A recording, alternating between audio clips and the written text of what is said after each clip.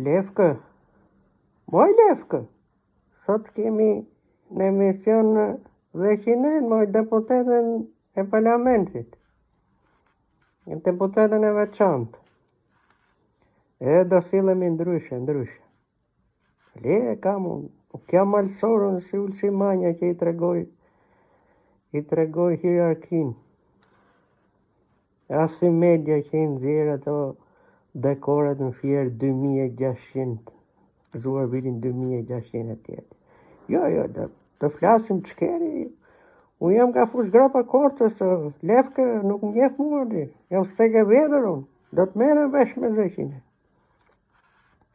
Let vi zeqin ja. Gëzuar vitin e ri, zeqin gëzuar. Me një surprizë shumë të madhe. Zgjidh dhuratën më të madhe që ndodhet tu në Baçën tonë. Zeqin mund t'ulesh. Zeqin si që di, në fund vit miratohet buxheti i qeverisë. Dhe ju keni deklaruar një shifër për pensionistët 1.7 miliard euro. Pensionistët i mbështeten shumë, po aq sa dhe Edi Rama, kryeministrin e Shqipërisë. Ishte diçka marramense, por ju jeni politikane e re, me vizion shumë gjatë.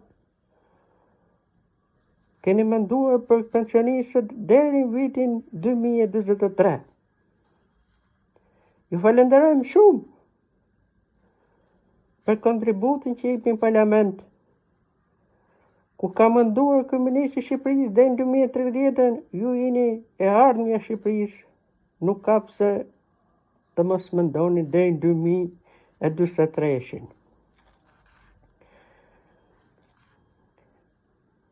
Jo zeqin tani do të shkojmë në një sfond ku mund të bisedojmë më lirshëm.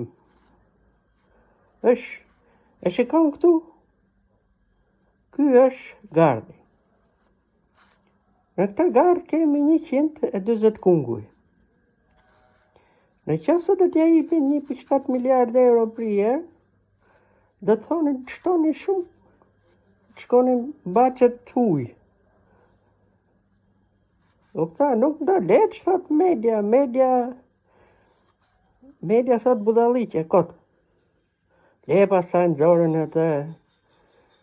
jo Raskovec të Firit, jo po 2000, festojnë vitin 2600 atje. Unë ju kuptoj shumë drejt ju. Ju keni nderuar 2600 votuesit e parë, që të votuar për të ardhur në parlament.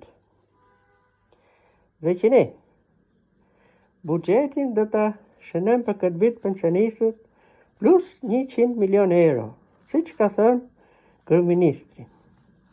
Zoti Edi Rama. Shumë faleminderit, gëzuar vitin e ri. Dhe mirë takofshim.